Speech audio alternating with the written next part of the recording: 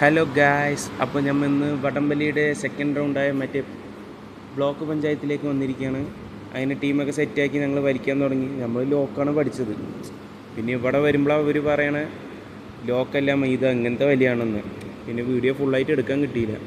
അങ്ങനെ ഞങ്ങൾ ഒരു തേർഡ് പ്രൈസൊക്കെ അടിച്ചു. പിന്നെ ഒന്നാമത്തത് 7 പേരേ ഉള്ളൂ, നമ്മുടെ ഒരാൾ കുറവായിരുന്നു.